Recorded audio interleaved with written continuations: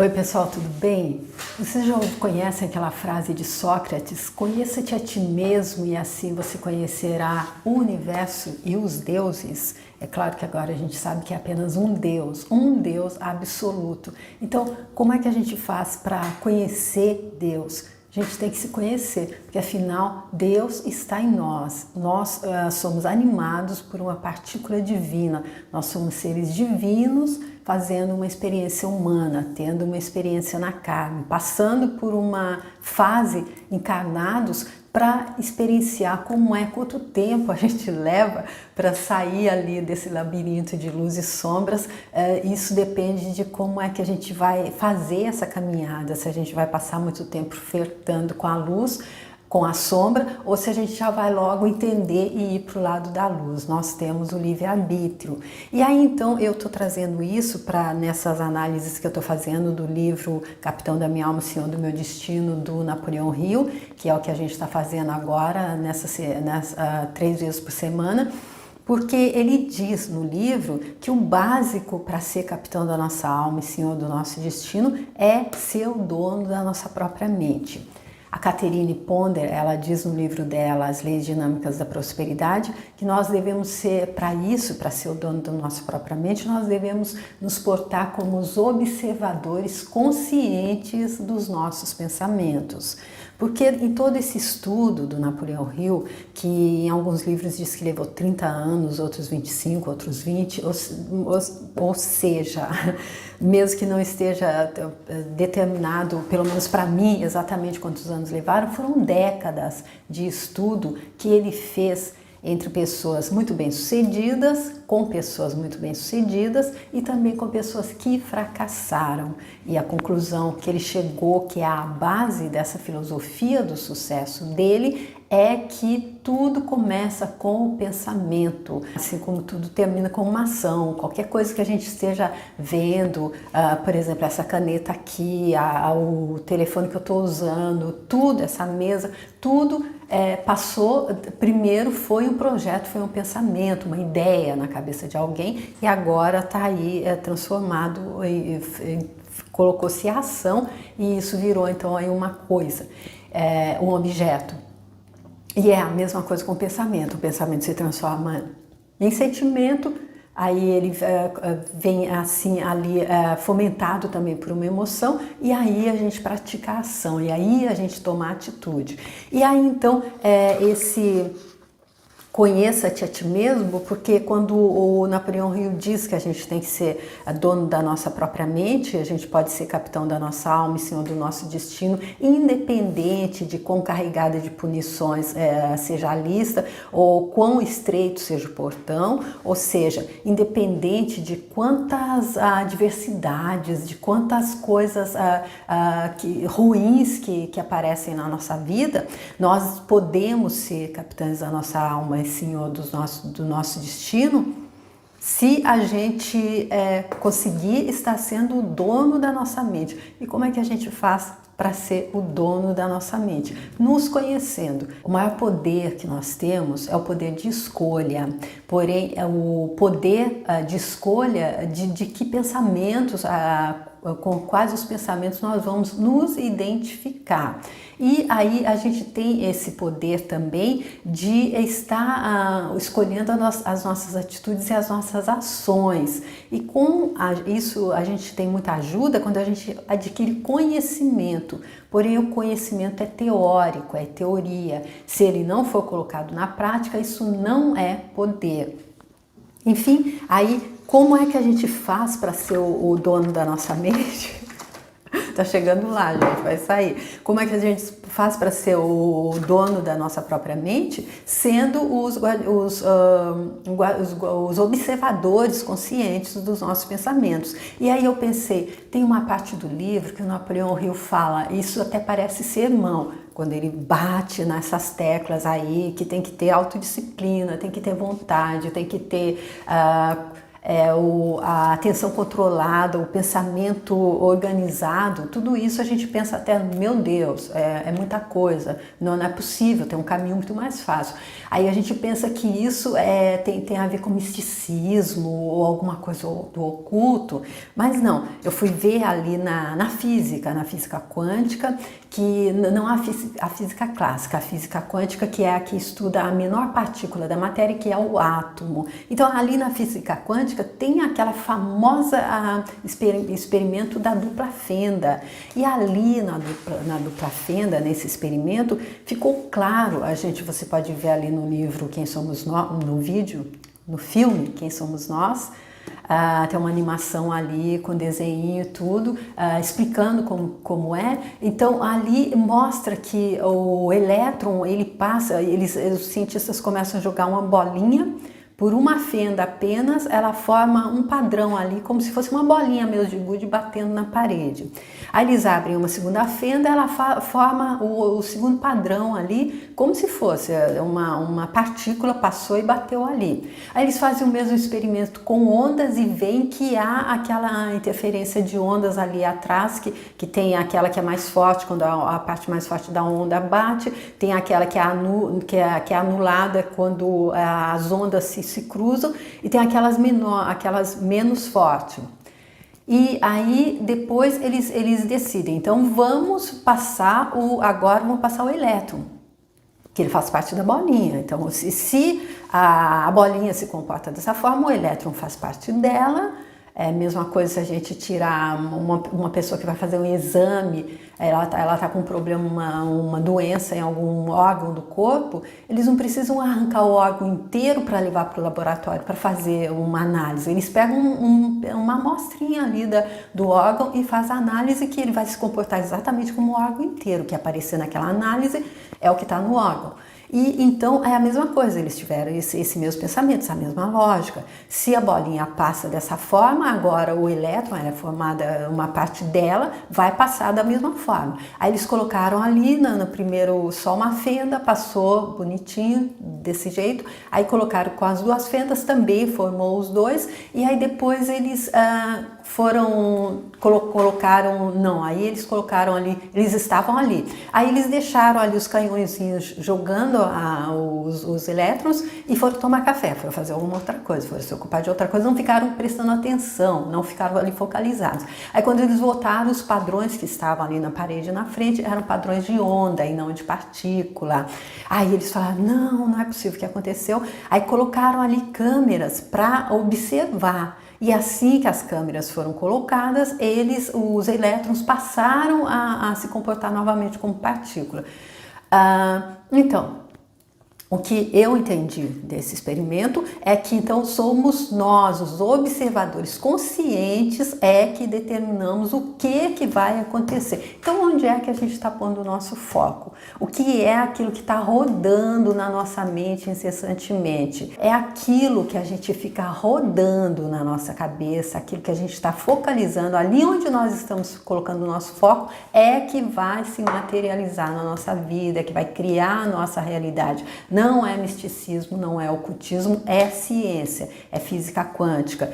Então, aí, como é que a gente faz, então, para mudar? A gente já está ali, como nós vimos, eu fiz um outro vídeo e também está ali no livro, nesse livro que eu citei aqui do Napoleão Hill, que esse pensamento, esse padrão de pensamento que a gente cria, ele é como aquele carro que passa naquela estrada de terra. A primeira vez ele deixa uma marca superficial, e à medida que ele passa mais e mais, essa marca vai se tornando profunda até que ele só pode passar por ali. É a mesma coisa com os nossos pensamentos. Aquilo que fica rodando incessantemente dia e noite é aquilo que vai criar a nossa realidade. E é esse padrão. Dia e noite eu tenho pensamentos negativos. Dia e noite eu só penso tudo que acontece. Ai, tá chovendo, eu não vou poder, vou ter que me molhar toda, ou ai, que sol horroroso, uma coisa assim, ou tudo eu só vejo o lado negativo.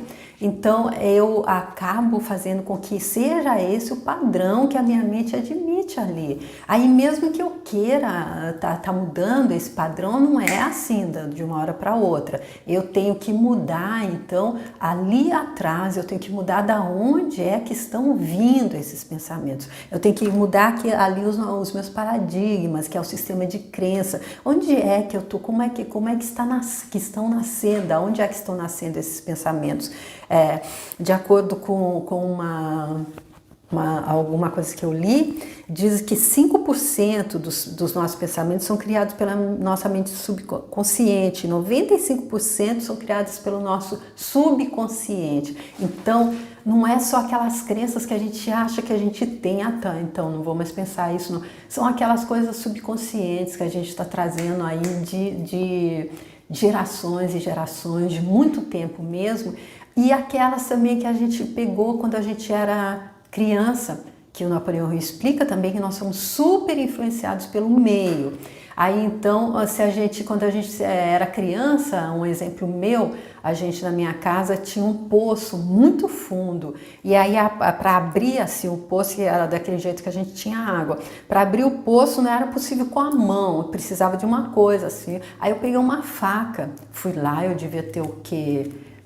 5 ou 6 anos, eu peguei uma faca assim e abri, mas aí quando eu abri para segurar a tampa de novo, eu tive que soltar a faca. Então aí quando eu soltei a faca, ela caiu no poço. Eu quase fui atrás para pegar a faca. Aí não peguei. Aí eu fiquei ali pensando, a faca era uma faca diferente, era uma faca que dava para ver que tinha sumido. Aí, de vez em quando minha mãe falava, ninguém viu aquela faca sumiu. Eu falava, eu acho que ela caiu no poço.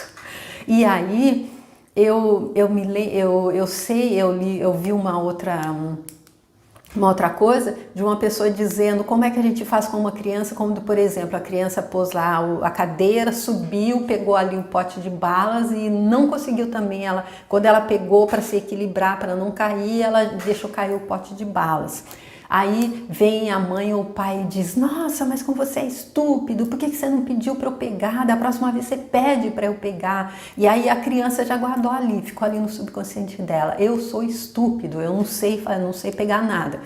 E aí agora, quando ela cresce, com essa crença que ela pegou ali do meio, ela já está ali, então ela busca, o próprio subconsciente dela busca como se auto-sabotar. Porque eu estou chegando nessa conclusão porque é a única forma de entender como é que a gente pode viver em um mundo em que nós somos filhos de Deus, Pai e Mãe, que é proprietário e dono de tudo, e que há toda a abundância e a prosperidade disponível para todo mundo, e a gente vê, tem um monte de gente que está desfrutando disso em todos os setores, não é só a financeira.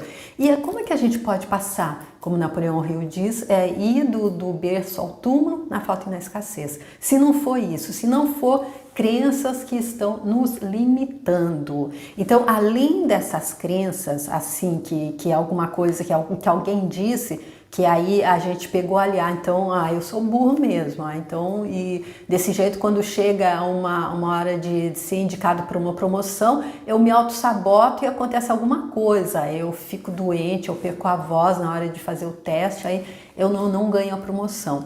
E nesse caso, as outras crenças muito limitantes que eu acredito, que talvez seja isso que esteja pegando para mim. Eu sempre estou trazendo o meu exemplo, o que eu estou detectando em mim, o que eu estou mexendo ali para ver se muda. São essas crenças, especialmente as crenças passadas nesses dogmas religiosos. Para mim, na minha religião, me foi apresentado um Deus ciumento e vingativo que divide espaço com o diabo, ou seja, ele não é absoluto.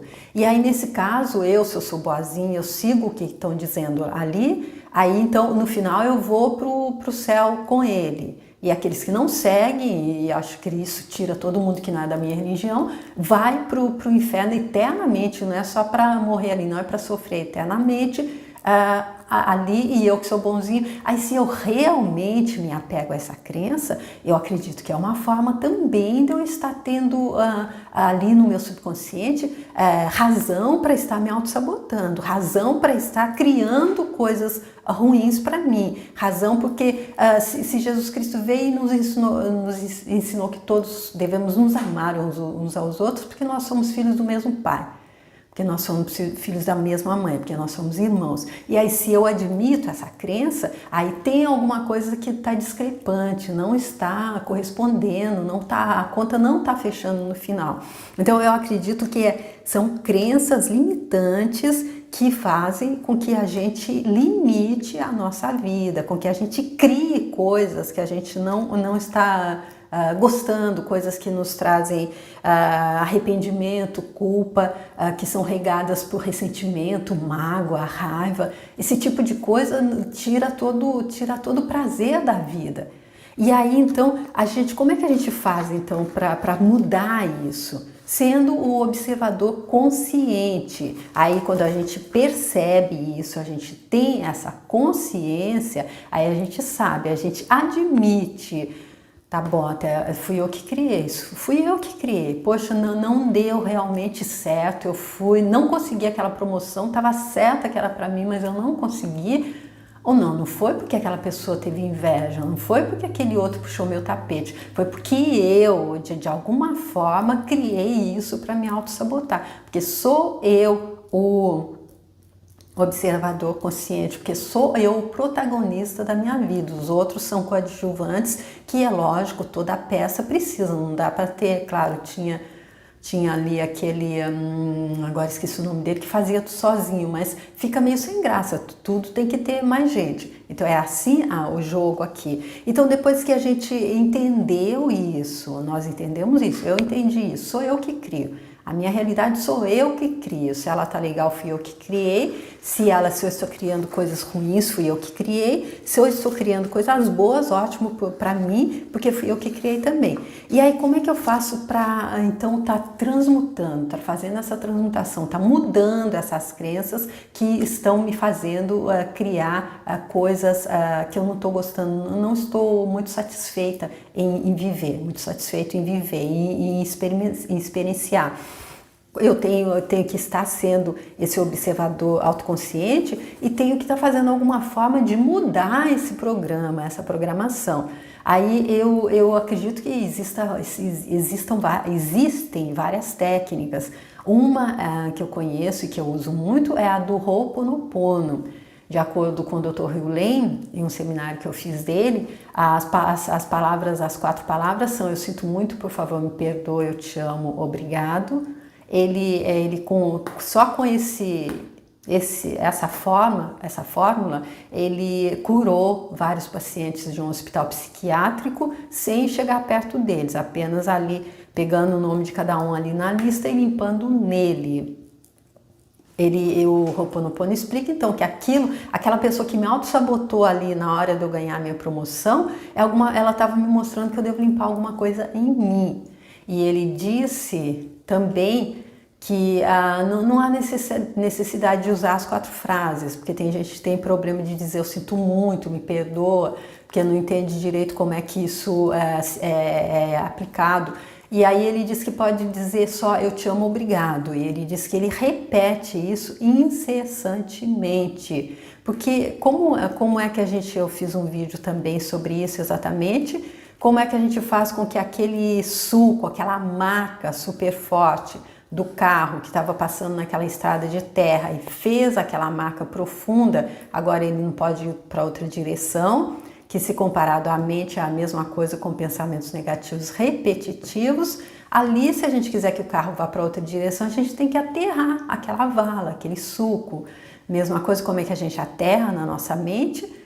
Ali naquele outro vídeo e no livro ele traz o exemplo daquela frase: a cada dia, sobre todos os aspectos, eu vou melhor e melhor. É do Coe, essa frase, Emily Cole. E o Ho'oponopono são essas frases: eu te amo, obrigado, eu te amo, obrigado, eu te amo, obrigado, eu te amo, obrigado. Porque enquanto a nossa mente está ocupada com essas frases, não dá mais tempo para o pensamento negativo passar. E aí a gente está fazendo o Ho'oponopono também para mudar, para fazer a transmutação e mudar o programa inteiro ali no subconsciente, aí não vai ter mais como a gente estar se auto-sabotando. E isso passa por estarmos nos conhecendo.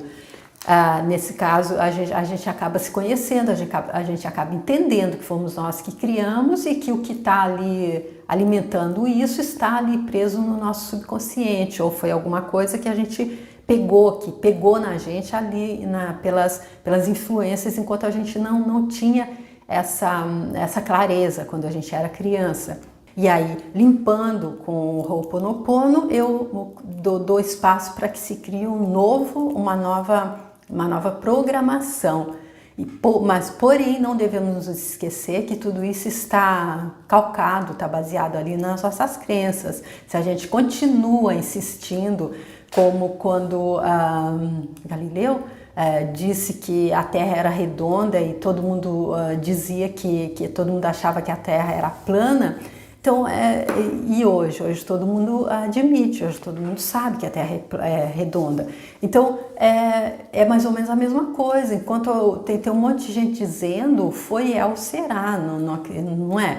E também para sair ali, dar uma pesquisadinha, essas crenças, esses dogmas que nos seguram para trás, às vezes vale a pena, às vezes Deus coloca pessoas até bem próximas da gente para ver se fala, e se a gente, ainda mais agora, não precisa pessoa próxima, é só a gente saber onde é que a gente quer sintonizar. Há tantos vídeos, mas também cada um no seu momento, a ficha caindo para cada um no momento que deve cair. Tá bom, gente? Eu só trouxe essa reflexão, então, de que para a gente conseguir mudar a nossa realidade, a gente tem que conseguir mudar os nossos pensamentos. Para isso, a gente tem que ser o observador consciente da nossa mente.